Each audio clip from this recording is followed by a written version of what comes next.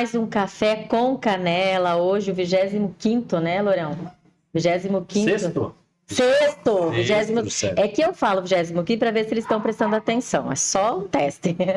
Gente, sejam todos muito bem-vindos, Lourão. E hoje nós temos uma pessoa muito especial aqui hoje, né?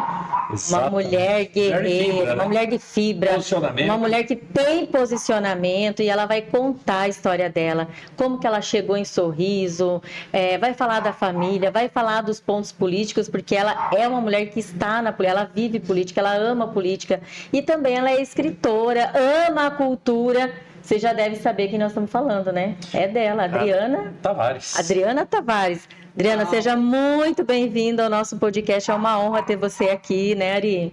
Exatamente. Esperávamos alguns dias já. A gente tem tido algumas agendas e hoje para nós é um prazer tê-la conosco nesse bate-papo.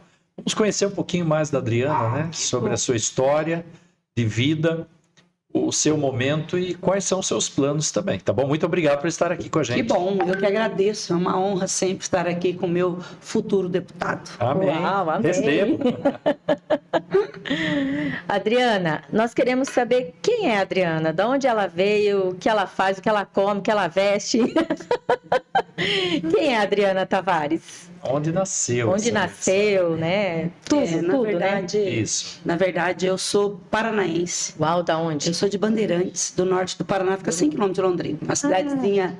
Cidade do café, né? É capital da cana, né? Ali agora é cana. Muito antes de eu nascer... Mas eu digo, era entre café. chimarrão e café, é café, né? Café. Então, sou a segunda filha de uma mulher muito forte, Dona Maria. Está saindo esse ano o meu terceiro livro, Maria Traduzida, do Uau. que ela viveu, do que eu compreendi. Homenagem à sua mãe. A minha mãe, história dela. Então, sou a segunda filha dela, nasço ali realmente num ambiente uma família bastante disfuncional, né? Eu sempre disse, eu me lembro bem que eu dizia aonde eu ia, que eu sou fruto de projeto social. Então, não tive meu pai presente, só fui criada por uma mãe muito forte. E mãe muito forte erra muito, né? Porque é papel de pai e mãe, né? Felizmente. Mas, para honra e glória do meu Deus, conheci Jesus aos 8 anos de idade. E com muita dificuldade pessoal, né? Na infância, rejeição de pai, de mãe, como todo mundo, eu sempre falo. Todo mundo tem uma história triste para contar. A história não é o problema é o que você faz com a história, né? Exato. E eu resolvi ressignificar a minha. Então... Conheci Jesus muito cedo, aos 8 anos de idade, através de uma professora pastora e o meu pastor Vanderlei.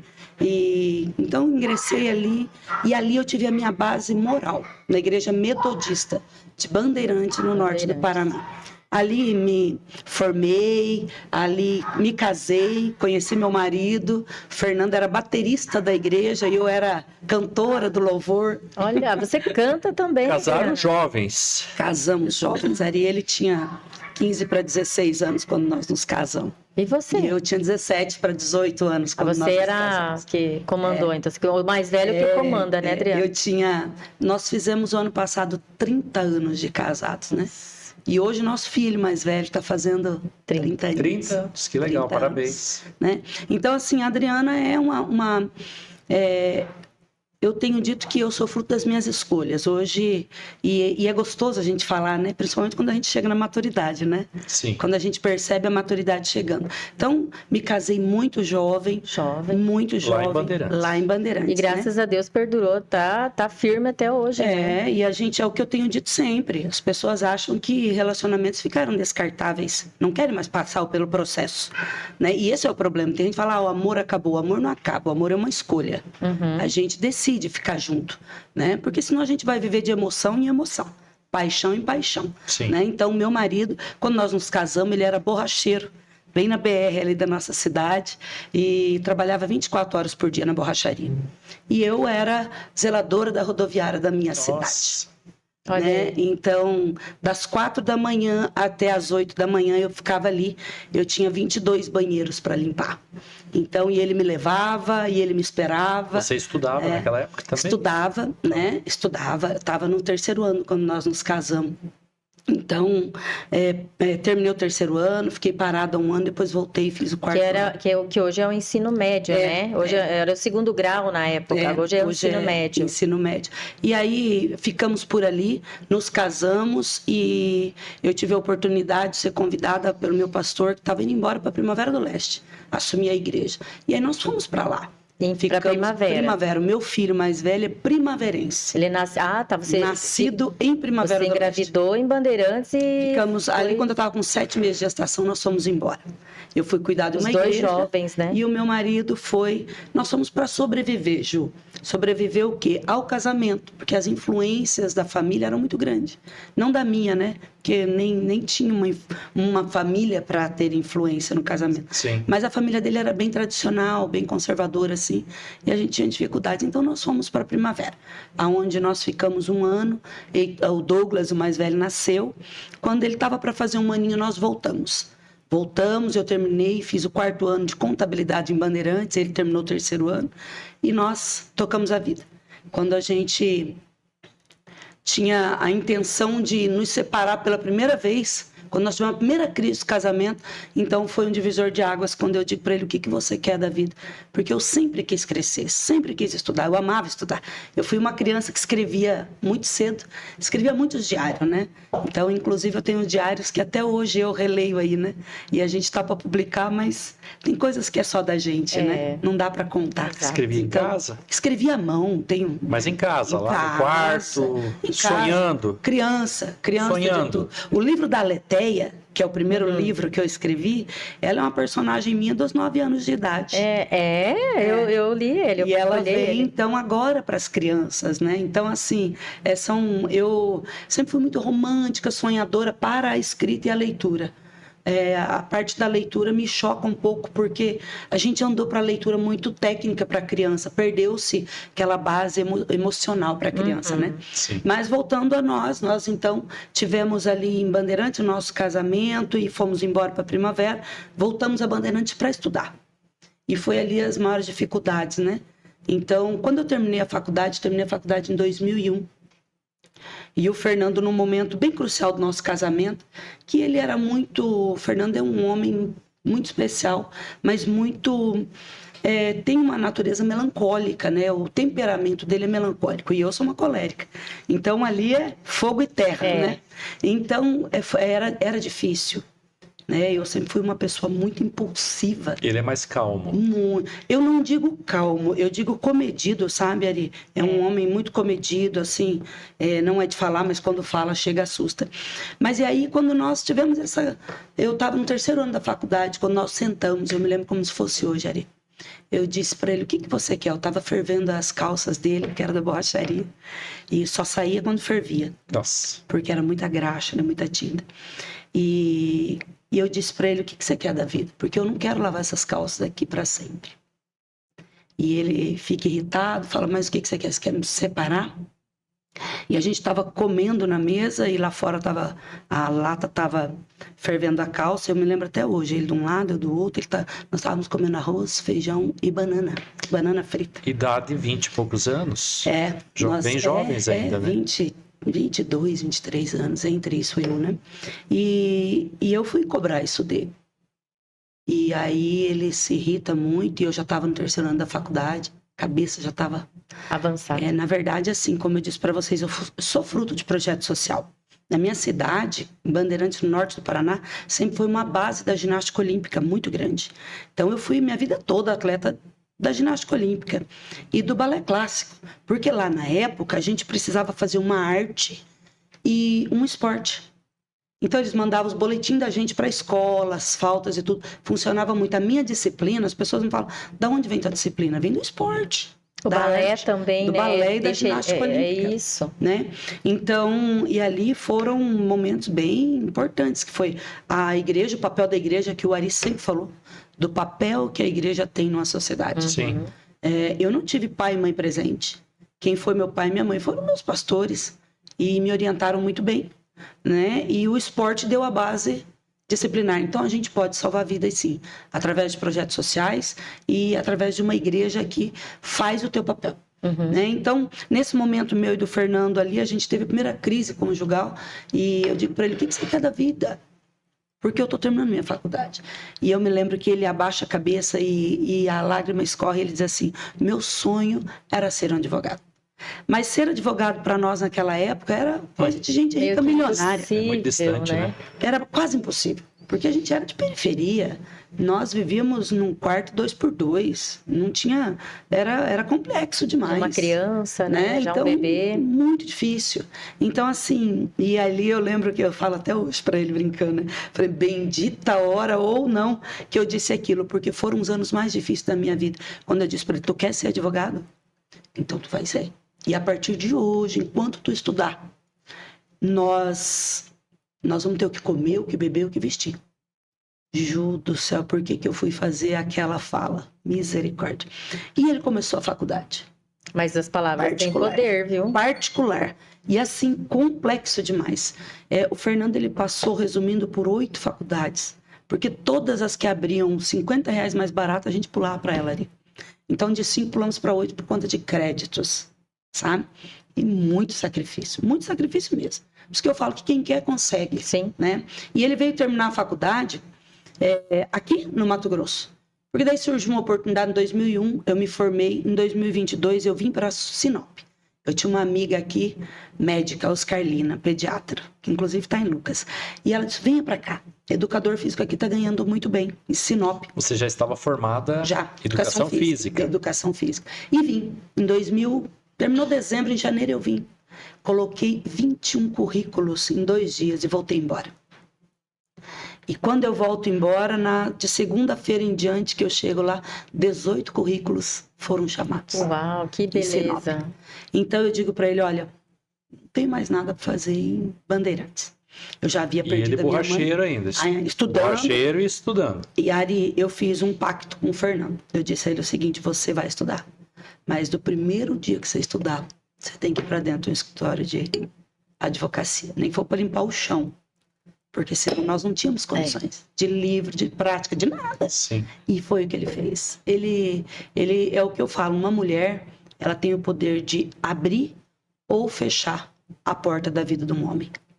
Uma mulher na vida de um homem, se ela disser ele vai ser um sucesso, ele vai ser.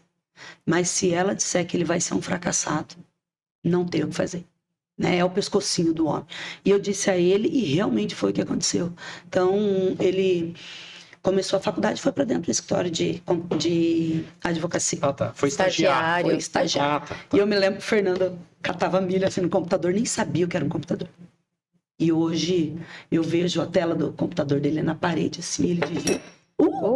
Fiz coisa. Ele digita sem olhar. Então, a prática, né, foi algo muito... Sim. Já vai pegar um pouquinho. A prática foi algo que formou o advogado que ele é. Mas porque a teoria na faculdade é uma coisa, a prática ela te dá uma experiência que dentro da faculdade não dá. E foi muito mais difícil, Ju, porque na verdade quando ele decide que ele vai encarar esse desafio, o que acontece? Ele realmente encara. É só ouvir o que acontece. Mas é bom, né? Isso aí. Ele decide encarar o desafio, Ari, mas era algo que a gente não tinha noção do tamanho que é. Né? Porque uma faculdade de direito para uma pessoa que não teve um estudo nem básico, que a gente sabe que lá no Paraná, as melhores faculdades de direito davam 60, 70 por 1 para passar no vestibular. Sim. Né? Era muito concorrido. Muito. Eu me lembro que nós morávamos em Bandeirantes, a primeira faculdade dele ele foi fazer em Marília, ficar 300 km de casa. Ele ia e voltava todos os dias, no primeiro semestre, para começar, sabe? Então, cafezinho quente agora. Então me vi mais um. Então a gente passou por tudo isso. E quando surgiu essa oportunidade de vir a Sinop, a gente veio sem titubear. Eu vim primeiro, fiquei 2 meses, onde eu assumi uma escola ali, que era o CCA na época, e ficamos quase 2 anos em Sinop. Eu lecionando, eu trabalhava de manhã, à tarde e à noite. Que ano, Adriana? 2002. 2002. E seu marido chegou estudando e estagiando. E a gente foi trabalhar com o Dr. Rui Farias. Sim, tinha um escritório aqui, eu não sei se tem ainda. Foi o Fernando que abriu aquele escritório aqui. O Fernando, tá. Quando eu vim para Sorriso, Ele era estagiário do Rui. Ah, entendi. E aí nós tínhamos um amigo... Tranquilo já, obrigado. Já tá tudo resolvido. Nós tínhamos um amigo aqui, a nossa vinda para cá foi assim. Eu era educadora já, dava aula de manhã, tarde e à noite. Saía às 6h30 da manhã de casa, em Sinop, e voltava às 11 da noite. E teu neném? Porque é importante a gente falar também como que você cuidava. Na verdade, o Douglas, que é o que está fazendo 30 anos hoje, eu sempre falo, sabe, Ju, que os primeiros filhos são os que mais sofrem. A gente que tem 2, 3, a gente vê que o primogênito ele tem uma carga, né? Sim. Porque a gente não tem maturidade, né? Ele cresceu no meio e a gente não percebeu. Naquela época eu me lembro que o meu filho ele tinha 6 anos, né? Quando nós saímos de Bandeirantes, 5 para 6 anos. E não era muito fácil, porque ele ficou algum tempo só. Sim. Né? E um outro período, ele estudava de manhã, à tarde ele ficava em casa. Quando tinha projetinho eu levava, quando não tinha, 2, 3 vezes na semana ele ficava em casa. E à noite tinha que arrastar atrás de mim, porque o Fernando estudava também. E eu dava aula lá em Sinop, numa escola chamada Paulo Freire. Ficaram numa gleba muito distante. Eu andava uns 14 km numa drenzinha para ir, era muito perigoso. Então, mas nós íamos nos virando. Então, a gente realmente, os primeiros filhos, a gente não percebe a necessidade deles. Eles crescem no meio do processo, né? E a gente vê mais tarde as marcas que isso causa. Sim. Eu me lembro que meu filho, com 8 anos, ele catava o talão de energia e ele se desesperava porque ele queria saber se tinha dinheiro para pagar a energia. Não era normal de uma criança de 8 anos. Ele convivia com aquilo, né? Ele convivia com a conversa de vocês, sim. Com água, com luz. Mas era a preocupação do Douglas, né? E a gente vê que até hoje ele carrega algumas coisas que a gente sabe que é daquela época, mas nós também não estávamos prontos. Eu sempre digo que depois que a gente vai para uma terapia, que a gente se entende, a gente costuma não nos culpar mais, porque a gente fez o que a gente tinha de melhor para aquele momento. Sim. E é hoje o que eu falo para as pessoas. E a experiência melhora, né? É no processo que a gente vai curando a gente, os filhos e o que está ao redor, né? Então, quando a gente estava em Sinop, tinha um amigo nosso que já estava aqui em Sorriso. É o Dr. Frank Cajuvara, um dos primeiros implantodontistas que estava aqui em Sorriso. Foi embora, né? Para os Estados Unidos. Hoje ele leciona na Harvard, né? Então, ele é fantástico. E a mulher dele tinha uma clínica de estética, uma das primeiras, a Belinha, que era na rua Mato Grosso ali. Eles abriram uma academia só para mulheres, num circuito internacional de 30 minutos. Era na qual rua ali? Mato Grosso. Na Mato Grosso? Nossa, lá onde está a clínica. Ah, sim. Sabe, Adriana, eu pergunto isso para você porque aqui nós gostamos de conversar com pessoas que contam histórias reais, né? E hoje em dia a gente vê muito mimimi, como diz, né? Muito, eu não posso fazer isso porque sempre colocam empecilhos para não fazer. E as histórias que nós trazemos aqui mostram que dá para fazer. Vai ter dificuldade? Vai. Vai ter desafios? Vai. Vai passar por situações que às vezes você vai querer desistir? Sim, mas dá para fazer. Dá para fazer. É só encarar, ter vontade, ir para cima e fazer, né? Então, por isso que eu vou te fazer umas perguntas aqui para você, para as pessoas se inspirar em você também.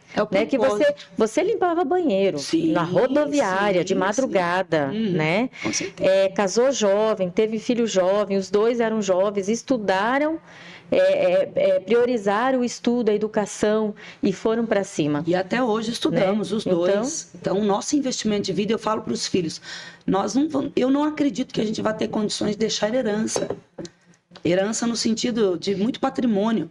Mas eu digo a eles, o nosso teto, aonde nós batemos, é o piso de vocês. Vocês saem da onde nós nunca tivemos. Até que é o compromisso de um pai e uma mãe dar o estudo. Sim. Que o nosso compromisso em casa é independente da idade que vocês estejam. Querem estudar, vão estudar. Então, assim, e a gente vem para cá com o Douglas. Quando a gente veio para cá, o Douglas tinha 8 anos. 8 anos de idade, né? 7 para 8, quando a gente deixa Sinop, vem para cá. E E o Frank fica sabendo que eu estou em Sinop.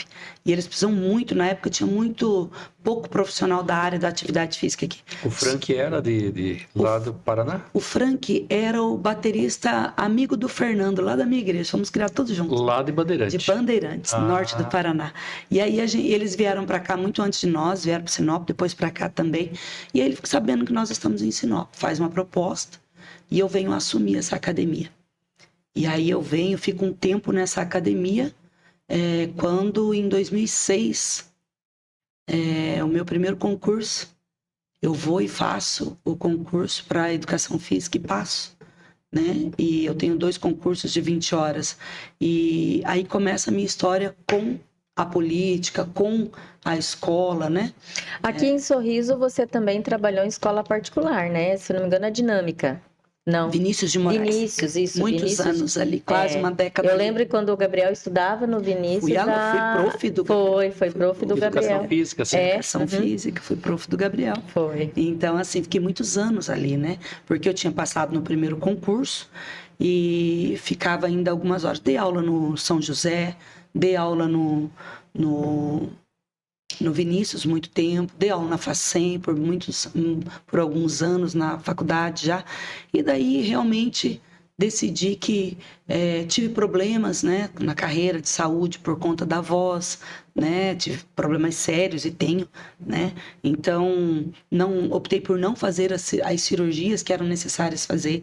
Então eu tenho uma rouquidão, essa rouquidão não é, né? Tem gente que fala, nossa, como tua voz é grave, mas é por conta de cistos vocais, né? Porque, na verdade, professor de educação física, todo professor tem problema, a maioria tem problema de voz.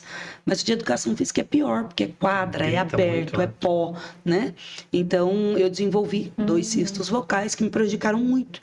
Então, aí foi quando eu saí da Facem e realmente optei por outras coisas em Sorriso, mas nós ficamos alguns anos até passar no concurso e até estabilizar alguns anos ali bem em sala, e era uma grande paixão, né? E vocês escolheram Sorriso para morar. Quando eu cheguei em Sorriso, eu falo pro Fernando assim, que quem passa na BR, não para em Sorriso, vai para Sinop, não fica aqui porque não entrou.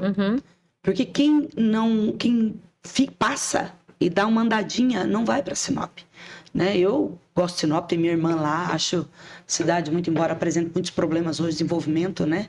É natural do desenvolvimento, mas também tem a questão de cuidado, né? Mas eu digo que Sinop não tem muito a minha cara, o meu perfil. Eu gosto de lugar mais amplo, mais aberto. E Sinop já tem aquela característica de cidade muito grande, já está tudo muito em cima sempre uma coisa foi, da outra, né? Sinop, ela sempre foi maior que nós, desde o início, pela sua colonização também, e principalmente pela questão começar lá atrás, na capital do norte de Mato Grosso. E isso foi pegando e realmente se transformando numa cidade. Hoje, eu acredito que Sinop deva ter hoje umas 250 mil habitantes, penso eu. Né? Toda vez que vamos lá para alguma situação, né, meia hora só para atravessar ali da BR. Sorriso na mesma tocada. Tocada de desenvolvimento, Lucas e Mutum. A gente tem um pensamento e que Mutum, né, e Lucas, Sorriso e Sinop sempre vão crescendo meio que da mesma proporcionalidade, né? Sim, meio que juntos, né? Exatamente, por causa da BR-163, né? É verdade. E você chega em Sorriso, vem para essa academia, no caso. Sim. Faz o concurso em 2006. Sim, trabalha, né, em escolas e tal, e daí faz o concurso. Eu vim para assumir a academia, mas a academia é um ramo que eu sempre... eu falo sempre que é o seguinte, a gente faz o que tem que fazer. Sim. Né? Em Bandeirantes, eu me lembro até hoje, tem uma história muito peculiar, que eu entrei na faculdade no dia 16 de fevereiro. O Douglas ia fazer 1 aninho, era no dia do aniversário dele. E eu fui para a faculdade, no primeiro dia de aula, era no aniversário dele. 1 semana depois, a escola particular mais importante que tinha na cidade abre uma vaga e eu vou lá pedir um emprego. Eu sempre fui muito abusada, eu sempre fui muito ousada. E eu chego lá, eu me lembro da tia Neuza Cury, uma turca, uma mulher que me ensinou muito na vida. E eu vou fazer entrevista com ela e ela diz assim, me pergunta, você está na faculdade? Entrei agora, primeiro ano. E você tem experiência de esporte, a vida toda pratiquei. Ela disse, pois é, eu tenho uma vaga, mas eu preciso de um enxadrista, eu preciso de um professor de xadrez. Falei, você tá falando com ela. Ela joga xadrez. Eu nunca tinha pego um tabuleiro na minha vida. E eu falei, tá falando com ela e... É comigo mesmo. Pronto, mesmo. Adriana, não Quando creio. eu olhei naquilo, de meu coração, não é fácil. sabe? Mas era a oportunidade de ingressar dentro de uma escola particular, da melhor escola. E meu cunhado, eu lembro que na época eu tinha um cunhado que fazia agronomia. E ele era um crânio no xadrez. Eu já tinha visto ele jogar. Na hora, eu falei, 2 dias ele vai ter que me ensinar, né? E eu fui ter xadrez na faculdade, no 4º ano da faculdade. E eu adentrei nessa escola. E eu, com o meu jeito, eu levei 1 mês de atividade com as crianças, de conhecê-los e tudo, e aprendendo por trás ali, ó, estudando, não sabia o que era um peão de xadrez. Então, e ela falou, não, mas eu não tenho, aqui em Bandeirante eu revirei, não tem professor de xadrez. Falei, mas a senhora arrumou a melhor que tem na cidade, agora está na tua escola. E em uma semana, realmente, eu consegui dar jeito e comecei a dar aula de xadrez nessa escola. E passou ali os 4 anos. Uma semana. Mas você saiu dali também e se atolou em aprender o xadrez. Não né? tinha o que fazer, era jogar e jogar, não tinha o que fazer, não tem. Quando a gente é pressionado, a gente tem o poder de conseguir fazer. É lógico que uma semana eu fui fazer o básico, né? Sim. Qual é o teu signo, Adriana? Tempo. Qual é o teu signo? Eu sou de novembro, Sagitário. Escorpião, que dia? Sagitário, 24 de novembro. 24 é um pezinho em escorpião, porque o escorpião gosta de receber provocação. Eu, na verdade, eu vou muito pelo temperamento. O colérico é desafiador, né?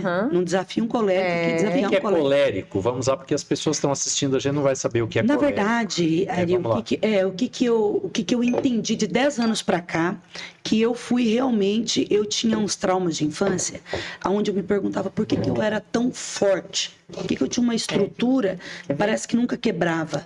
E sempre muito brava, sempre muito rígida. As pessoas sempre me diziam, você é louca. Não é porque eu era louca. Sim. Eu não sabia quem eu era. Então eu fui buscar ajuda na psicologia, na neurociência. As pessoas falam muito hoje, né, na neuroplastia do cérebro. A gente precisa entender quem nós somos. E entender quem nós somos, nós precisamos saber do temperamento. Sim. Temperamento é cada um nasce com o seu. Isso. Existe 4, fleumático, colérico, Isso. Nós estávamos conversando com o Rudimar Rome outro dia sobre isso. Vamos lá. São os fleumático, colérico, sanguíneo e melancólico.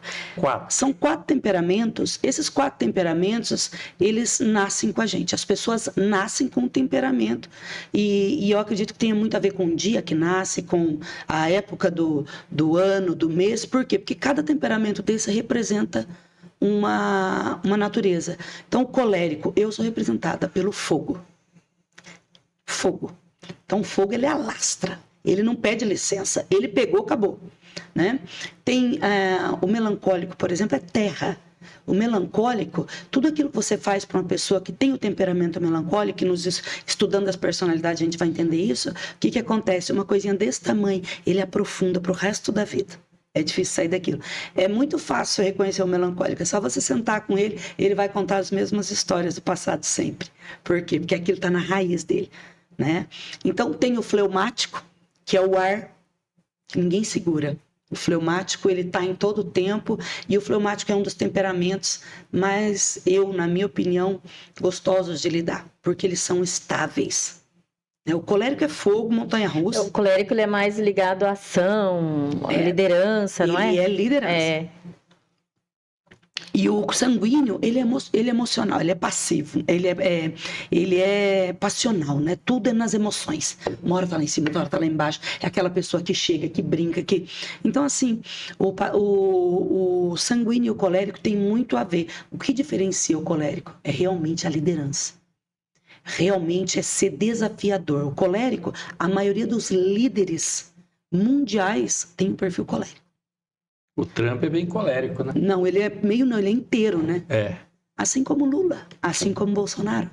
O perfil dos desafiadores são coléricos. Sim. né? Então, assim, depois que a gente começa a entender isso, e por muitos anos eu me critiquei, meu Deus, por que as pessoas falam que eu sou... Porque o colérico não pergunta nada pro colérico, ele vai ter... Não tem problema nenhum em dizer assim, não, você tá horrível com essa roupa. Então acho que eu sou colérica. Sofre de É o super sincero. É o super sincero. Ele então acho que eu sou colérica. sofre muito de sincericídio. E isso a gente tem que aprender a manusear. O colérico, se você não coordenar, ele se torna dominador, manipulador, controlador. E era isso que eu era. Por quê? Porque eu não sabia quem eu era. Então, quando eu fui buscar ajuda e me entender, é como se eu tivesse vestido a roupa certa. Eu aprendi como eu funcionava. Quando você descobre o teu temperamento e como você funciona, você descobre também as linguagens do amor que você fala e que você recebe o amor. E aí é como se você tivesse uma bula. Você começa a ser melhor mãe, melhor profissional, melhor esposa. Todo ser humano precisa urgentemente saber quem é. Bem isso. Mediante os seus temperamentos. Isso fez muita diferença na minha vida. Porque eu fui outra pessoa, né? Eu não sabia porque eu tinha tanta força e não sabia usar. Tanto é que no livro Mulher Política, da Delicadeza ao Poder, eu conto que eu usava da força, na verdade, para me defender. E acabava magoando e criando inimizades, afastando as pessoas. Você buscava o enfrentamento. Assustando as pessoas. Como o colérico não sabe o que é ter medo, a coragem no colérico é coisa... As pessoas falam, você não tem medo? Não, não tenho medo.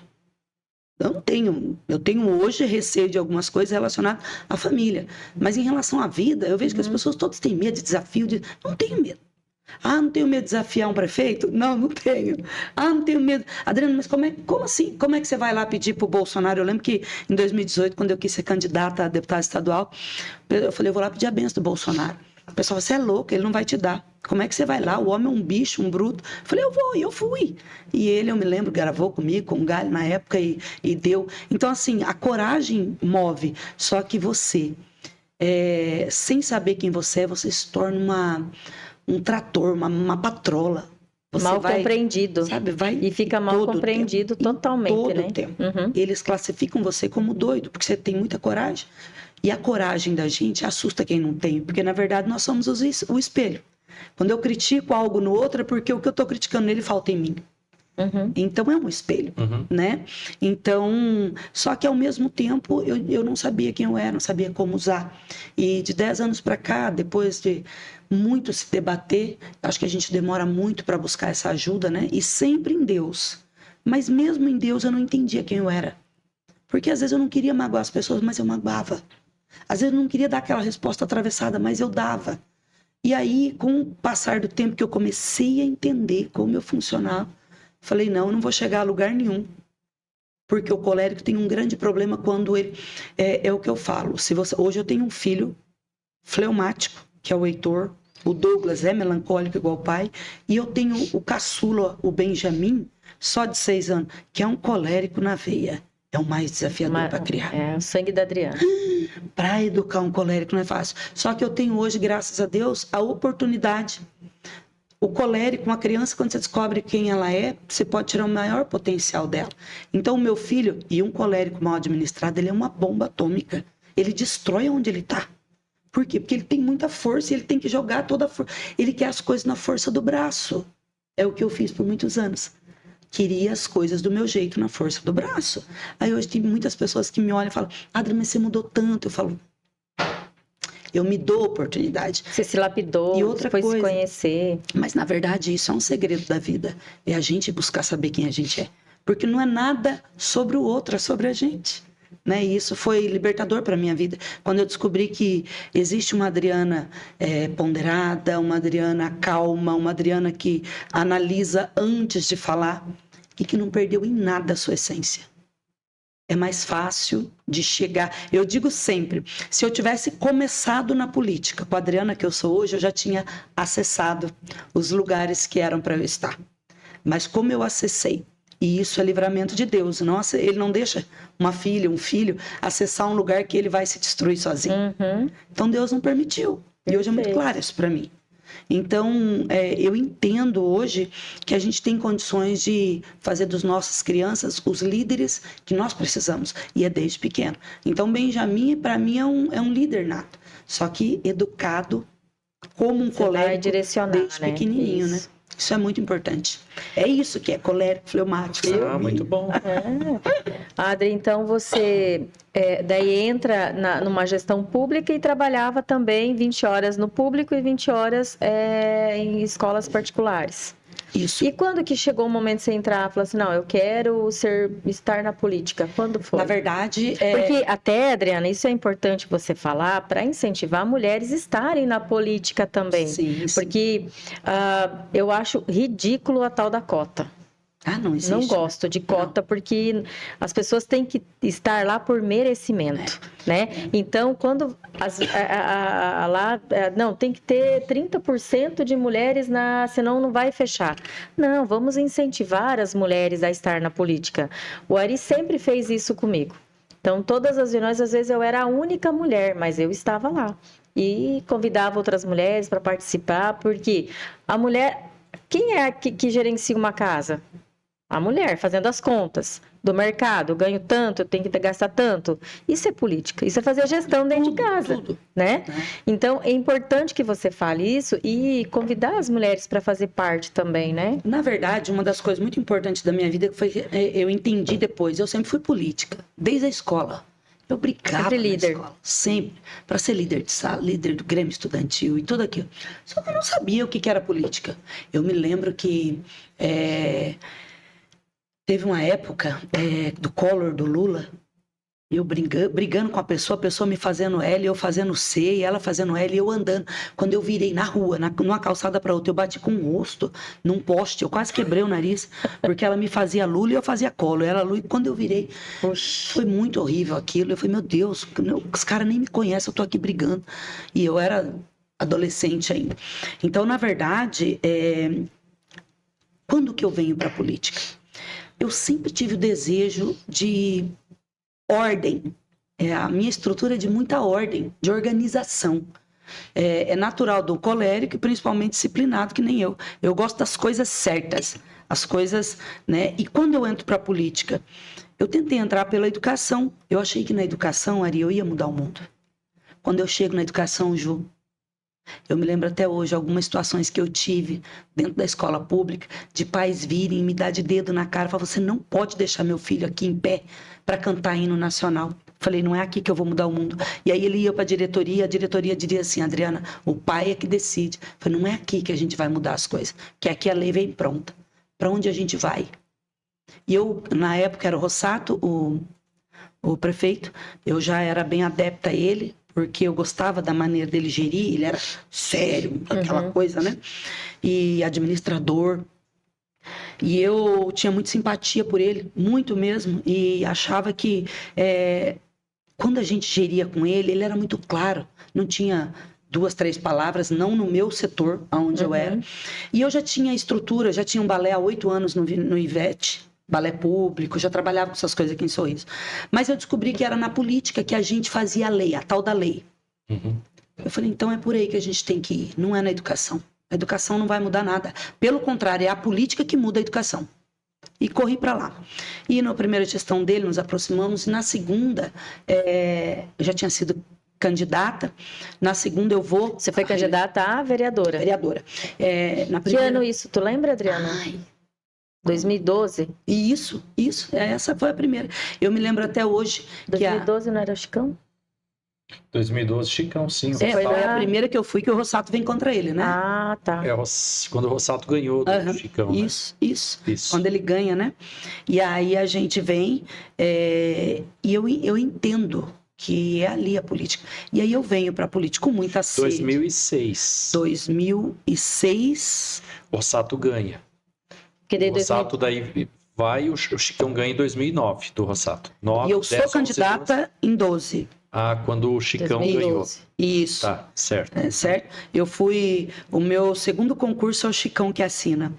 Legal. Eu tive o meu primeiro concurso, foi com o Rossato. Certo. Em 6. O segundo concurso em 12 é com o Rossato. E com o Chicão. Com o Chicão. Ele que assina. Meu termo de posse é dele. Isso. Um do Rossato e um do Chicão. Então, mas o meu primeiro contato com a política em 2006, quando eu chego aqui com o Rossato. Eu já me enturmo ali, né? E fui candidata. Na época era professora de balé do Ivete. Você chegou a se eleger, Adriana? Não. Primeira campanha eu fiz 155 votos.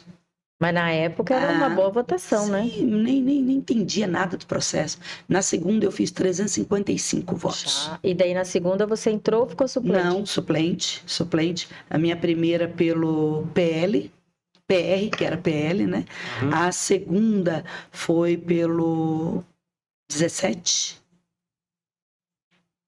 E a terceira volta, então, para o... 22. Terceira foi a deputada, né? Teve duas aí entre os vereadores, que foi deputada, né? Aham. Mas tem 3 vezes aí para Vereador. E aí parei na casa dos 680 votos, Aham. que até a última eleição, que enfim deu tudo o que deu e era realmente o momento de acessar e não deu. E eu falo que essa campanha eu não posso levar em consideração. Mas na campanha, na política, em 2013, quando o Rossato assume, ele me chama, eu dava aula no Ivete, já era concursado o segundo concurso, mas eu pedi afastamento porque eu fiquei no Vinícius, com a tia Lúcia. E aí, então, eu sou chamada para assumir o departamento de cultura com o Rossato. Uhum. E eu lembro que na época tinha o finado Elias, que estava Elias Maciel. querendo, era o nome dele, era o meu nome.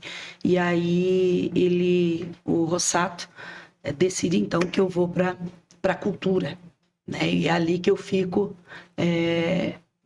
abro lá o Rota do Sol, aquele espaço que era bem, né? Foi a primeira vez, aquele espaço ali foi... Foi o teu primeiro contato com a cultura, quando você foi secretário, ou você já teve contato com a cultura antes? Na cultura, assim, como institucionalidade, foi o primeiro, mas a minha vida foi cultural, né? O Gi eu sempre fiz, o Ju eu sempre fiz a cultura acontecer, como professora de balé, professora de dança. Estando na educação física. Sim, sim. Eu, na verdade, dava aula um tempo. Marisa era a secretária de educação quando eu fui para as escolas dar aula de balé.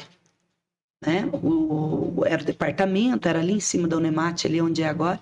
Então, era o meu primeiro contato, era com o Chiquinho ainda, Finato Chiquinho também. Sim. Sim. Né? Então, muitos anos. Mas nesse momento, o Rossato me traz para ser secretária. Diretora do Departamento de Cultura. Era diretora, a secretaria veio depois, né? Foi quando eu trabalho, 2013, 14, 15, 16, né? E nessa época, para a cultura, foi momentos de muito marcos, porque foi ali que foi institucionalizado os 10 anos que precisaria virar secretaria, aonde a gente deixa a lei do Sistema Municipal de Cultura. Né? Eu me lembro que na época a gente falava em Sistema Nacional de Cultura, as pessoas nem faziam ideia o que era. Sim. Eu me lembro que um dia, quando a gente, numa reunião, chamei alguns produtores culturais para falar do sistema, eu me lembro que o Finado Jarbas dizia: Adriana, você é doida, isso aí nunca vai acontecer. E 10 anos depois, a Ari tem que institucionalizar ali, porque era uma meta a longo prazo, de 10 anos. Né? Então, a gente constituiu o conselho, fundo a fundo, cadastro municipal de cultura. Inclusive, Chico, né, fala até hoje, aonde ele vai com o Promic. Promic é um dos projetos que a gente deixou institucionalizado. Então, são coisas que realmente marcaram a nossa história. E sempre uma cultura, Ju, visando o desenvolvimento do cidadão. Sim. Não somente... ter crianças ali em tempos para dizer que tem um contraturno. Eu visualizei a qualidade cultural. Porque eu falo que o nosso país hoje ele chegou onde está porque ele foi atacado ideologicamente na educação e na cultura. Uhum. Na educação e na cultura. Porque nós somos... É muito claro isso para nós. Então, para mim, como gestora cultural, e nesse tempo eu fui fazer a faculdade de gestão cultural. Que eu fiz em 2014 para 15, era à distância, pela UNB de Brasília. Eu fiz, então, a minha segunda... eu tinha a terceira formação, a segunda eu fiz pedagogia, a terceira eu fiz a gestão cultural, que foi um curso que abriu e fechou, porque era à distância, eu tinha que estar em Brasília uma vez por mês, era bem pesado. Então, e eu fiz, né? Eu sou a única gestora cultural formada em Sorriso. Olha só. Por formação, né? Então, e ali a gente institucionalizou muita coisa, a gente trabalhava com recurso zero, mas tinha qualidade, tinha amor empregado, né? E assim, o que eu falo do que é diferente, que você trabalha a formação e o caráter das crianças. Eu falo sempre que eu nunca sou contra nada mais, eu sou a favor do que eu defendo. Eu nunca vou atacar aquilo que eu não quero, eu vou divulgar aquilo que eu quero. Sim. Né? Vai falar dos teus planos, e teus hoje projetos. O que eu quero para a cultura, eu quero que uma criança tenha acesso a boa música, a boa arte, a boa qualidade de dança, o que está quase impossível, o que está raro. É raro, Ari. E a gente que vive no meio cultural, infelizmente, é caótico. A gente quase não tem entrada para uma cultura saudável. E eu falo isso como cidadão hoje, como mãe, que tenho meus filhos desafiador. Lá, o tanto que eu luto e ainda chega com uma música deturpando o caráter da mulher, uma música falando mal da família, fazendo apologia à droga. Isso, não Entendi. tem... Você está falando da cultura a nível nacional. Né? Sexualidade aflorada, sabe? né? Então, assim, e é impossível isso não nos afetarmos. Então, quando eu venho para a cultura, eu faço esse trabalho de qualificação cultural, porque eu acho que nós, mesmo quanto município pequeno, nós precisamos trabalhar essa base, né, de qualificar. O meu sonho cultural para Sorriso é que nós tenhamos um plano municipal de cultura, assim como a educação tem. Adriana, e para completar, assim, para fortalecer a tua fala, a cultura, na minha visão, é muito importante dentro de uma gestão municipal. Ela tem que trabalhar muito ligada com a assistência social, ela tem que trabalhar com a educação, ela tem que trabalhar com o esporte, tá? Ela tem que estar ligada. Quando nós assumimos a gestão, do mesmo jeito que você, eu queria fazer algo diferente, eu não queria só entregar a cesta básica, porque para mim isso é muito pouco, né? Você alimenta, é importantíssimo você alimentar a pessoa, deixar ela bem, né? Mas alimentar a alma é muito mais importante, dar dignidade à pessoa. Onde você estrutura o caráter. Exatamente. E eu falei assim, eu preciso fazer algo diferente. E nós apresentei para o Ari, nós instituímos a cultura dentro da assistência, através de música e teatro. O que eu queria colocar para as pessoas? Isso, teatro para crianças e para os jovens e os idosos que frequentavam também, para as mãezinhas, né? Aquele teatro mostrando o que é uma família, como respeitar o vizinho, né? A música, teve relatos de mães, de pais falando que a música fez com que as crianças tirassem nota melhor na escola. Certeza. Concentração, né? Nós tínhamos a Bebê Comunidade também, que era uma parceria com o Banco do Brasil, que agora foi encerrado, né? Mas nós movimentamos muito e colocamos também teatro e música lá na Bebê. Eram 100 crianças sendo atendidas também nesse sentido. Então, Ari, a cultura dentro de uma gestão municipal, você ficou de parabéns quando você instituiu a Secretaria de Cultura, né, Adriana? Exato, porque fomentou muito a vida das pessoas. Ao invés de elas estarem na rua sendo olhadas por pessoas que não são do bem, elas estavam lá dentro aprendendo, gostando da cultura, vendo arte, vendo outro mundo que pode levar ela ao futuro. Outras vivências. Exatamente. Né? Então, eu sou fã da cultura. Sim, com certeza. Para colaborar com a linha de pensamento, a segurança pública em si, ela é muito... segurança pública também. A segurança pública é muito debatida, né? Precisamos mais policiais e é natural que assim o seja. E precisamos, a cidade vai crescendo. Mas a segurança pública, ela inicia-se na base. Então, eu sempre falei que quando nós iniciamos um processo aqui, infelizmente, de percas de jovens, né? Que infelizmente ainda acabam perdendo as suas vidas aí por motivos escusos que não vêm ao caso. Nós não somos policiais para debater esse assunto, mas a gente pode, através do poder público municipal, ajudar o Estado, não só jogar a responsabilidade no colo do governador. Isso precisa polícia. Então, a criação da Secretaria de Cultura em nosso município foi motivado pelo problema que nós vínhamos enfrentando também da perca de jovens, né, no dia a dia aí da nossa cidade. E entendemos naquele momento, já um trabalho, como você falou, que iniciou-se lá atrás, que havia necessidade de criar uma secretaria e não só mais depender do orçamento da Secretaria de Educação. Sim. E aí a Juscelia foi muito feliz nas suas colocações, um trabalho que efetivamente também vinha sendo feito pela Secretaria de Assistência Social. Fizemos o quê? Vamos juntar as forças agora. A educação vai cuidar da educação, né? Nesse período aí, entregamos com 5 escolas em tempo integral, Sorriso, né? Iniciamos em 2017 sem nenhuma, criamos a primeira no bairro União e entregamos com 5 escolas em tempo integral para tentar ocupar o tempo dos nossas crianças, jovens e adolescentes dentro da educação. Mas fora isso, a cidade é muito grande, fortalecer a cultura para que as nossas crianças, nesse período extracurricular, pudessem ter suas atividades estendidas através dos polos culturais, né? Mais polos culturais.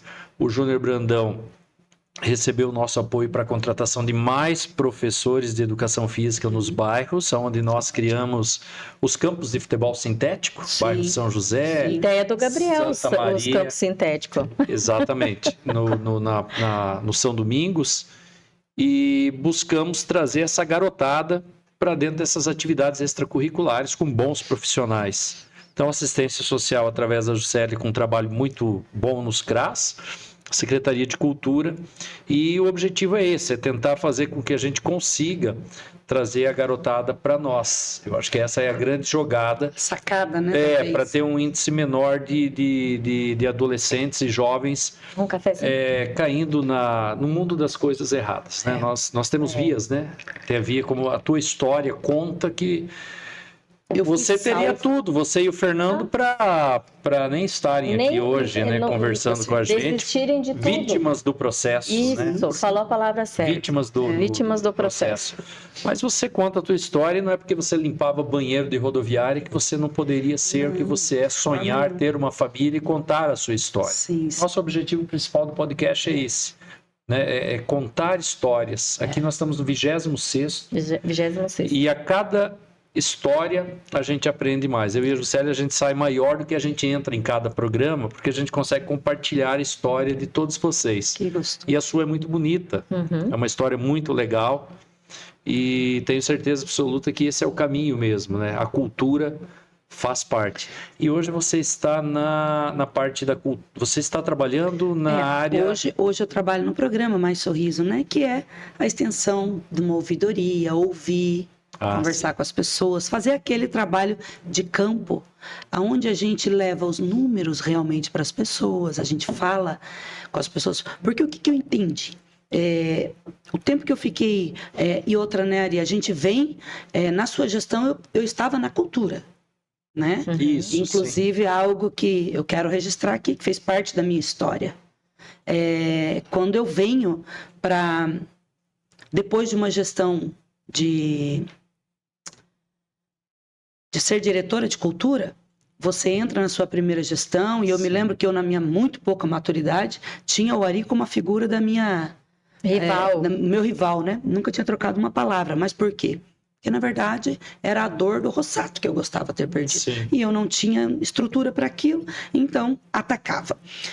Num segundo momento, e eu sempre falo isso por onde eu vou, e eu quero honrar a tua vida aqui, não porque vocês me convidaram, mas é porque eu falo aonde eu estou, tá?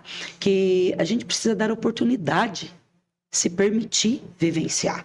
Porque os problemas que eu via de fora.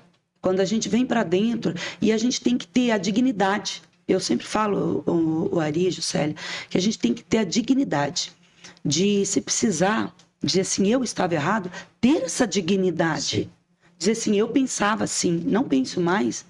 Isso é ser grande. É ser grande. E uma das coisas que é princípio da minha vida, aonde eu vou, e acho que a Ari, você já foram em vários eventos meus, vocês ouvem muito eu falar isso.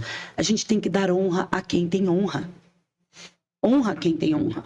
Né? Então, quando eu me lembro que no momento conturbado do segundo turno ali do Bolsonaro, eu tive meu primeiro contato com a Ari através do Ivan Oliveira, de um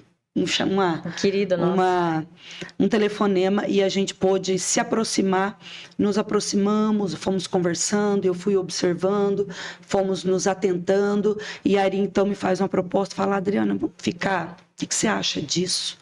Né? E eu quero aqui agradecer publicamente, honrar a tua vida, com o tempo que eu passei na Biblioteca Pública Municipal. Algo que nem existia ali, que era o fomento literário, foi criado para que eu assumisse aquele lugar. Então eu entro para dentro da biblioteca, onde muitas pessoas acham que não tem nem o que fazer no fomento literário, porque na verdade as pessoas não entendem o que é isso. E ali nós começamos a trabalhar, e nós deixamos mais de 17 livros lançados em 2 anos, aos quais vocês foram presentes em muitos. Sim. Outros foram lançados muito depois, e tem livros ainda para ser lançados de todo esse trabalho. Então, foi um momento muito rico, onde eu também lanço meu primeiro livro, né? E você esteve presente, você e nosso grande amigo finado, saudoso Gerson, esteve ali no lançamento da Aletheia, que foi um marco histórico para mim. Foi lindo mesmo. Vocês não estiveram no segundo livro, né? Vocês não estavam na cidade. Nós estávamos em viagem no segundo livro, mas no primeiro nós estávamos lá. Sim. Foi muito mas depois bonito. entreguei para vocês um momento bem particular, mas eu quero, assim, dizer que realmente o gestor que pensa na cultura, ele investe na cultura, ele está investindo em gente. Sim. Ele está investindo em... Informação, conhecimento. Ele está investindo em desenvolvimento humano. E isso é rico, isso é para poucos, porque geralmente o político quer saber de investir naquilo que dá resultado rápido. Não quer investir naquilo que traz pessoas melhores. Mas eu quero entregar uma ambulância, eu quero não sei o quê. Agora, investir em pessoas não é todo mundo. E eu percebo que, ao longo dos anos, o que nós fomos trabalhando, você tem muito essa característica. Investir em pessoas. Sim. E não em coisas. E isso foi uma das coisas que me fez permanecer... observar os 2 primeiros anos e logo após a gente traçar. Eu me lembro como se fosse hoje o dia que eu te procurei, disse, eu sempre tive lideranças. Assim como eu tenho minhas lideranças espirituais, eu tenho as minhas lideranças que eu honro e que eu respeito e que num determinado momento eu falei, a partir de hoje você é uma liderança para mim. E de fato. E é escolha. Eu não ganho R$1 para isso. Sim. Você é a minha liderança porque eu vi na prática aquilo que eu julgava que não seria. E né? Um homem que eu honro muito sua vida no sentido de que a maneira que você trata as pessoas, Ari, isso para mim é cultura. Obrigado. Isso para mim é cultural.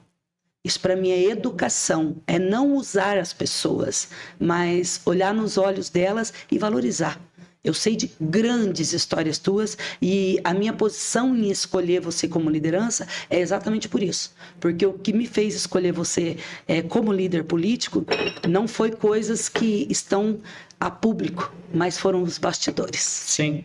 Então isso para mim é bem importante. Não, eu te agradeço. E a Juscelia sempre me acompanhou em todo o processo político desde 2000, da primeira...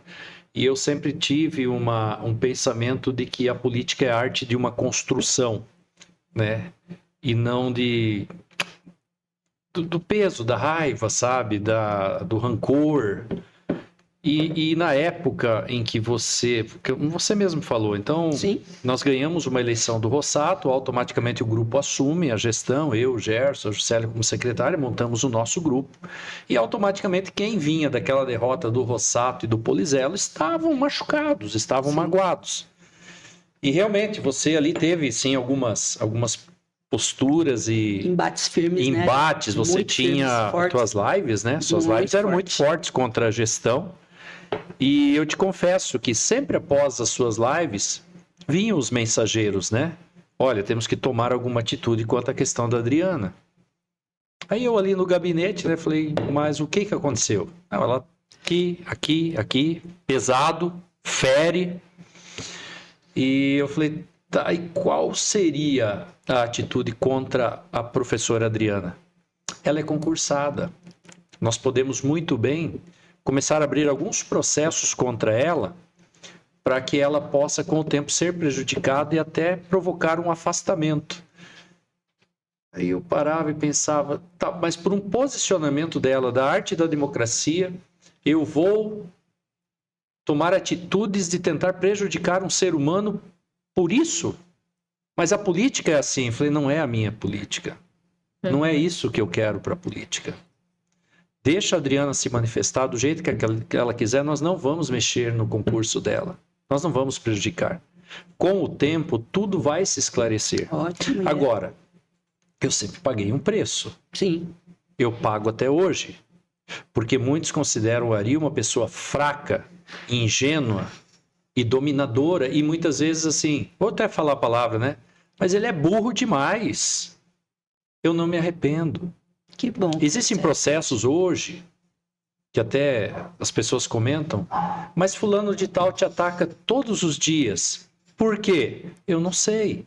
Mas você não deu todas as oportunidades para esta personalidade estar onde está? Eu acredito que sim. Muito até. Você foi traído? Acho que sim. Mas esse não é o problema meu. O meu coração está bem, a minha mente está sã.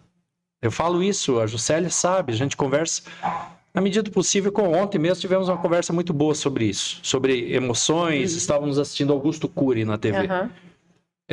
Então, Adriana, eu estou muito feliz de estar com você hoje frente a frente, e a gente prova que a política é uma arte do bem. Ótimo. Né? Caso contrário, talvez nós seríamos inimigos até hoje, talvez você estaria afastado, teria voltado pela justiça, eu talvez teria criado um prejuízo tão grande na sua vida, e eu não fiz, né? Quem fez isso? Quem trazia isso? Várias pessoas. Abre a porta ali nervoso, né? Tem uma passagem de Abraham Lincoln, que eu aprendi muito. Vou ser rápido, Juscelia, nosso tempo está se esgotando. Não, André, fica dando mensagem, nem vou mais olhar. Mas eu quero esgotar. Aonde com o tempo a gente vai desenvolvendo essa arte da maturidade. Livros, ensinamentos e aprendizagem. Dale Card é um treinamento que eu participei, e eu li um livro lá, Como Evitar Problemas e Começar a Viver. 400 páginas, estava de férias na casa da mãe da Juscelia em Pato Branco, e nas tardes lá comecei a ler. E tem uma passagem, o Abraham Lincoln, ele foi um ser muito desequilibrado por muitos anos. E ele não conseguia, até que ele conseguiu o equilíbrio, se tornou presidente da República Americana, e num certo momento, no qual ele estava isolado, sem o Congresso, guerra civil, ele estava muito solitário, ele estava muito sozinho no poder, sofrendo muito. E ele recebe vários ataques, e de repente, ataques verbais no Senado. O assessor dele abre ali, o chefe de governo abre a porta e fala: presidente, temos que tomar uma atitude urgente com o senador Robert Tal. Daí o Abraham Lincoln olhou, por quê? Por quê? Porque ele lhe chamou disso, de ladrão, de incompetente, que o senhor... Mas era incompetente, não era nem ladrão. Uma gestão incompetente, lá. Tá, e o que nós deveríamos fazer com esse senador? Tirar todos os cargos, cortar as emendas e persegui-lo. Ele olhou e falou: mas nesse momento eu acho que não é o caminho. Porque se o Robert falou isso de mim, ele deve ter um pouco de razão, porque ele é um senador muito inteligente. Chame ele para tomar um café amanhã. Eu quero conversar com ele. Acho que eu estou errando muito, porque eu estou isolado. Então, o grau de capacidade de um ser, quando ele precisa se reconstruir e não achar que é vítima, é esse. Então, hoje a gente está conversando, e por isso que eu não me arrependo do perfil Ari Lafim, 25 anos de vida pública em Sorriso, pregando a unidade, estender a mão para conversar. O Ivan é prova disso. Nós tínhamos o Ivan, por muitos anos, na Voz do Povo, ele tinha um perfil muito aguerrido, né? A imprensa em si, o Roberto sabe do que eu estou falando. Mas eu nunca maltratei ninguém, eu nunca liguei para ninguém, a não ser, inclusive, acontecia programas de manhã muito fortes, e de tarde ou à noite, se a gente se encontrasse num local, era bom dia, boa tarde, tudo bem? E não era ironia, é porque eu buscava entender a função dele como repórter e apresentador. Porque se você não sabe a tua função como homem público, agora eu sou, eu posso, eu arrebento, quando você está no cargo de poder... É o maior perigo da sua vida. Porque você acaba cometendo excessos e esse poder passa rapidamente, né? Então hoje estou muito feliz de ter você no nosso programa, comigo e com a Juscelia, olho no olho, com tranquilidade e os nossos corações tranquilos. Muito. A nossa vida é muito rápida e passageira para a gente carregar ódio, raiva e rancor. Exatamente. Essa sua reconstrução me deixa muito feliz. E eu fico feliz porque eu faço pouco parte dela. Com certeza. Porque se eu tivesse agido com a força do poder na época e prejudicado a sua vida, eu acho que a gente não estaria aqui. Eu não teria prejudicado tão somente você, eu teria prejudicado sua família. Toda a minha família, né? Com certeza. E nós não fizemos, coloquei sempre em oração. E coloco até hoje as pessoas que não gostam de mim, da Juscelia, eu coloco muito em oração, porque eu não sei porquê. Talvez eu ali, por um motivo ou outro, por estar prefeito na época, a gente comete por uma caneta um efeito colateral que prejudica alguém, né? É o poder da decisão que está na tua mão, tem que decidir algo. Né? Mas, obrigado por estar aqui. Foi uma lição e uma aula hoje para nós. Né? Mas antes de terminar, eu quero saber a questão da cultura, Adriana, dos livros, o teu interesse de... Tem algum livro para estar lançando? Tenho. E antes de eu falar isso, eu quero até agradecer aqui o Marcos Giliurdi, né? Isso. Lá da academia. Quem quiser preparar o corpo e a mente, porque quem faz academia cuida do corpo e da mente, né, Lourão? E nós dois estamos indo. Dá uma passadinha lá no Marcos e na Dai, que vocês serão muito bem atendidos lá na Avenida Blumenau, né, Ari? Exatamente. Espaço lindo, a Igreja das Nações. Isso, ali do lado da Blend. Do lado da Blend ali também. Legal. E também queremos agradecer a Aptus Clean, que também é patrocinadora do nosso podcast. Exatamente. Né? A medicina do trabalho, né? Exames laborais, supermercado Sorriso também sempre conosco aqui. Agradecer. Então, nós temos que falar dessas pessoas que estão nos proporcionando estar aqui também, viu, Adriana? Você está malhando já? Já voltei, né? Ah, parabéns. Já voltei. Parabéns, tem que malhar. Chega de sedentarismo. Isso aí, nós estamos indo, eu saio de lá quase carregada. Mas o começo é difícil. Depois a gente... Aquele andarzinho de robô? O começo é mais difícil, depois piora um pouco. É brincadeira. Vamos lá. Mas, Ju, falando dos meus livros, realmente escrever para mim hoje é uma necessidade. Então, eu estou com o terceiro livro, Maria Traduzida, que é a história da minha mãe. As pessoas vão se encantar. É um livro que conta aí a história de uma mulher muito forte, uma mulher que não teve outra opção na vida, a não ser tomar aquela atitude que ela tomou naquele momento, que foi chocante, vocês vão ver no livro, né? Mas Maria Traduzida, do que ela viveu e do que eu entendi. Já tem data para o lançamento? Em agosto desse ano a gente lança, né? Então tá em fase de término aí e tenho certeza que eu tenho um outro livro que já está escrito, Mãe de 3, onde as pessoas acham que eu vou falar dos meus filhos e eu realmente dou um testemunho. O que é ser mãe aos 18? Mãe aos 30 e mãe aos 43. Então, eu tive um filho cada fase da vida. Cada 12 anos eu tive um. E todos por escolha, né? Então, é muito importante. Eu ajudo muitas mulheres em relação à maternidade. Porque eu fui mãe, as pessoas, né? Inclusive, é um assunto muito, muito sério. Mas as pessoas têm um preconceito muito grande de ser mãe mais de idade, depois dos 40. Foi a minha melhor gestação. Tenho mais uma coletânea infantil da Aletheia, né? Onde são 5 livrinhos. A criança aprendendo a pedir a bênção, jogar chupeta, tirar a fraldinha. Então, assim, eu gosto de escrever. Eu não tenho um único público. E eu gosto de uma escrita que realmente ela faz a diferença na vida das pessoas. Estou trabalhando Mulher Política, vai ser lançado agora em março, lá em Cuiabá, na Câmara de Vereadores. Vamos lançar o livro lá. Lancei em Bandeirantes, no norte do Paraná, o livro. Vai ser lançado em Sinop, em Juína, em Vera, onde abrirem as portas, nós vamos estar falando do livro e do tema. Porque eu acho que realmente esse é um ano importante e necessário para a gente falar disso, né? E eu que agradeço muito, viu, Ari? Esse momento é um momento público onde a gente pode reconhecer e eu tenho certeza que tenho humildade suficiente para dizer que sobre essa terra nós estamos para aprender. Amém. E loucos é aqueles que já acham que sabe tudo. E principalmente se embasam em um local que está. Em uma cadeira, em alguma coisa que é passageiro. Né? Então, eu tenho vivido meus dias com muita tranquilidade. Eu falo que a professora Adriana, esse é o lugar da minha terra prometida. Eu amo Sorriso. Os meus filhos, eu tenho 2 filhos sorrisenses. Né? Eu tenho filhos que nasceram e já se casaram aqui. Né? Que o ano passado o meu Heitor casou e agora eu já vou ser vovó. Né? Sarinha tá chegando aí em agosto, né? Então, assim... Primeira vovó? A primeira. Ele vai ser teu filho do meio, né? Meio, que casou ano passado. Ele vai ser pai antes do primeiro. Sim. Olha só, foi mais rápido. Casou, então, assim, graças a Deus, eu tenho essa terra como uma terra prometida e, principalmente, eu tenho compromisso e responsabilidade com o Sorriso. Eu falo sempre que hoje, é o que eu disse no começo, não existe mais uma Adriana intempestiva, mas existe uma Adriana de essência. Eu analiso tudo muito em silêncio. Como são os comportamentos. Você quer analisar um político?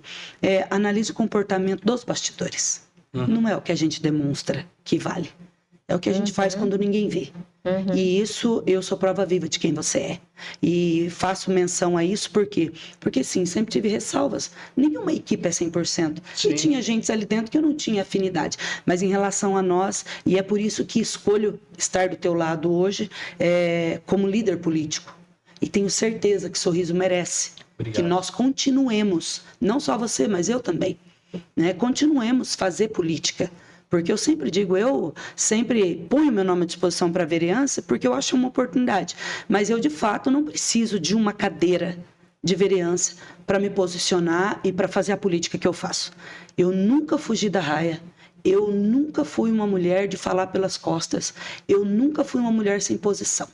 Eu falo e faço aquilo que eu acredito ser, né? Correto. Então, eu sempre digo para as pessoas que quem perde é a população, quando nós não temos políticos comprometidos com aquilo que fala, de verdade, né? Porque o que aparece na mídia, o que aparece no que as pessoas veem, é fácil. A gente decora um texto, a gente faz de conta e tá tudo certo. Mas é os bastidores que vale a pena, né? Então, eu deixo aqui para vocês, essa sou eu.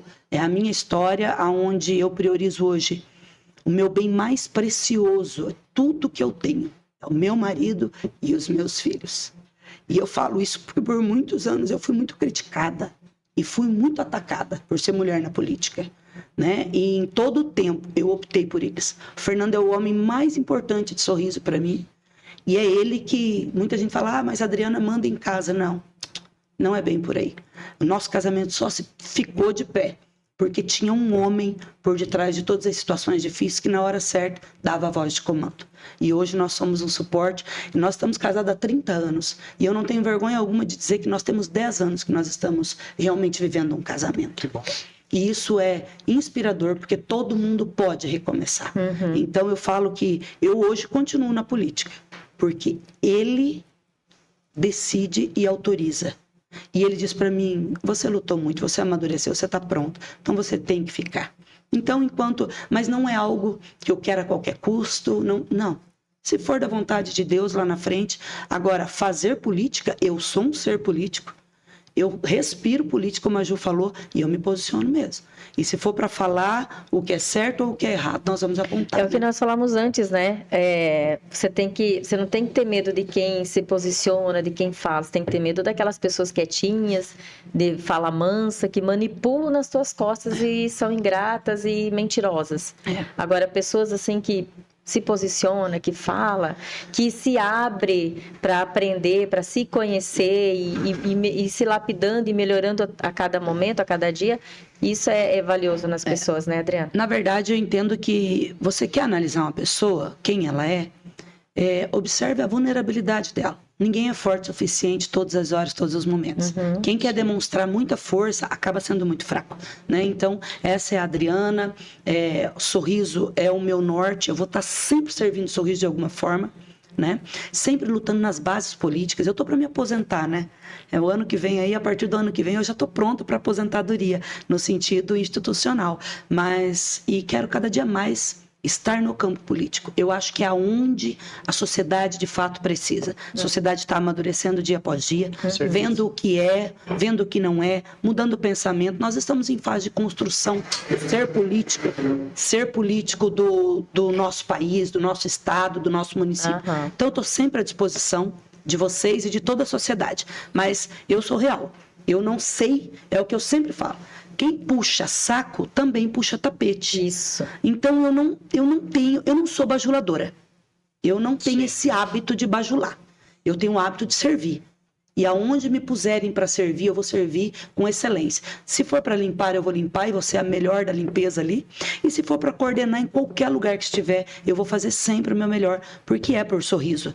E eu tenho uma máxima na minha vida que diz assim, a Bíblia vai dizer assim, tudo que fizerdes, faça como para o Senhor e não para homens. E isso é muito importante. Então, hoje eu sirvo a sociedade, eu sirvo na política, eu sirvo no trabalho que eu estou, ao qual eu sou grata ao meu município, ao prefeito da gestão, e eu sou grata a tudo aquilo que me construiu até aqui.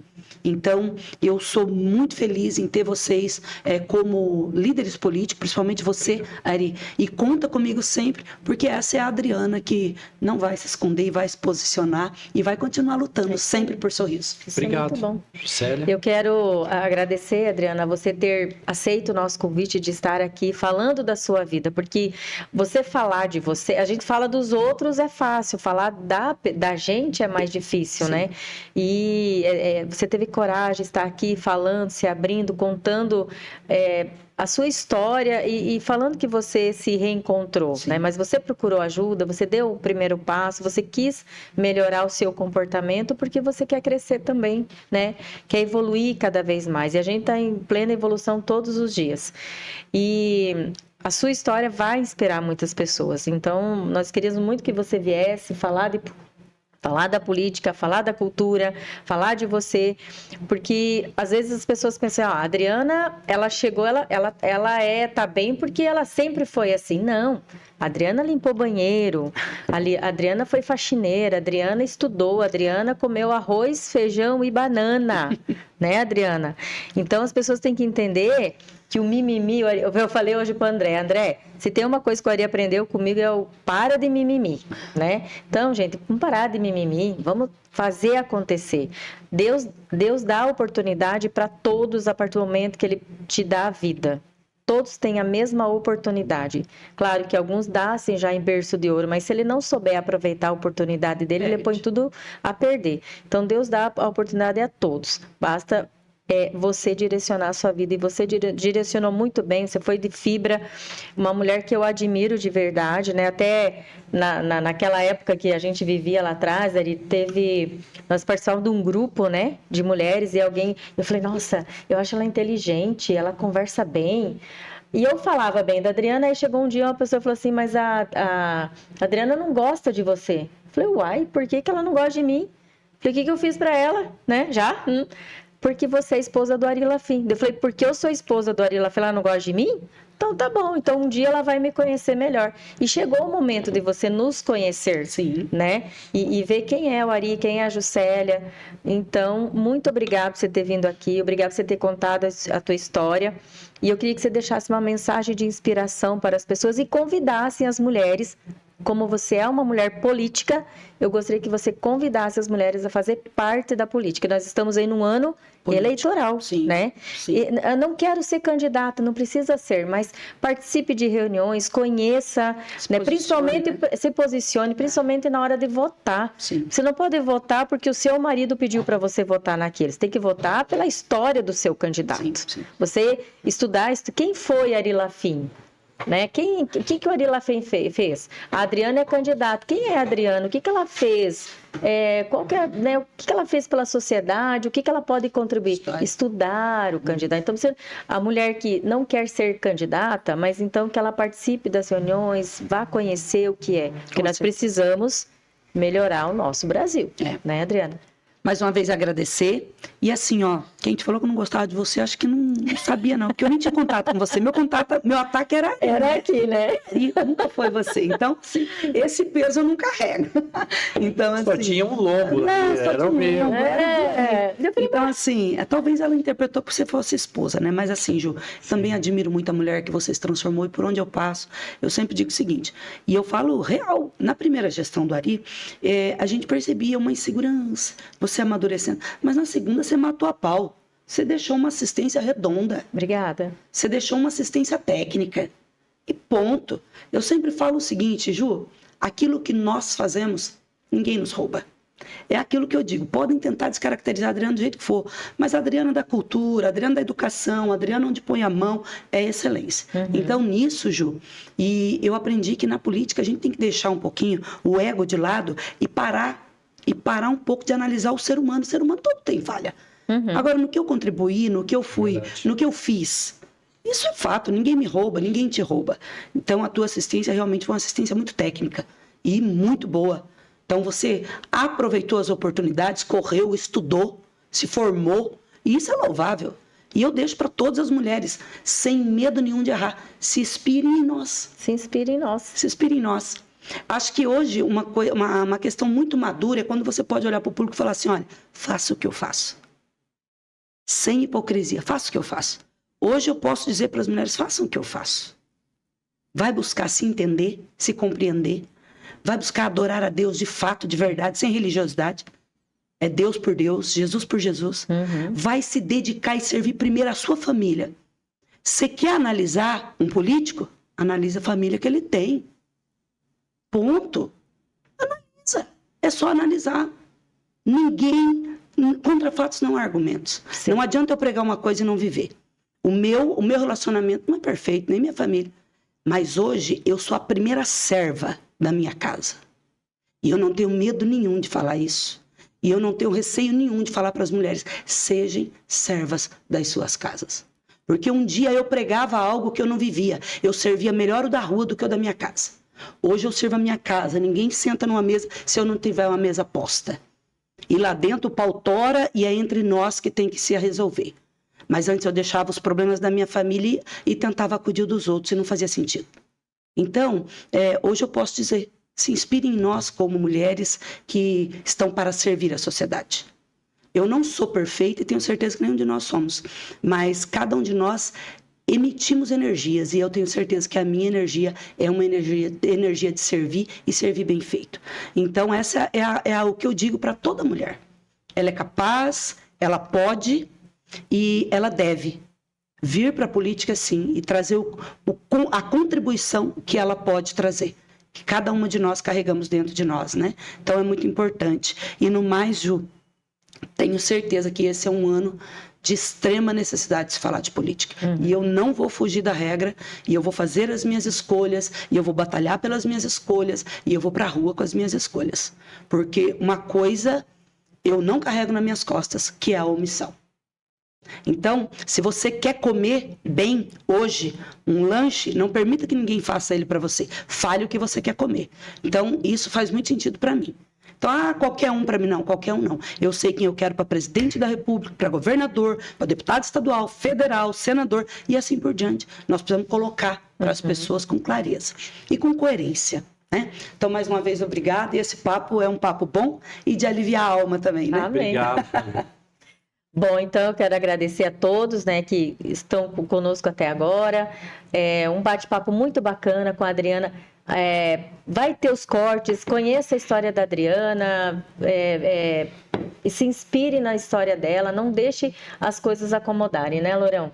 E um abraço a todos e nos sigam nas redes sociais, através do Face, do Instagram, pelo YouTube e acompanhe nossos cortes, que vai ter muito corte bacana da Adriana nesses próximos dias. Todas as quartas-feiras, nós esperamos você às 19 horas. Um grande abraço, fiquem com Deus. Tchau. Tchau, obrigado. O Flamengo ganhou, tá? Essa semana. Conseguimos uma. Tchau.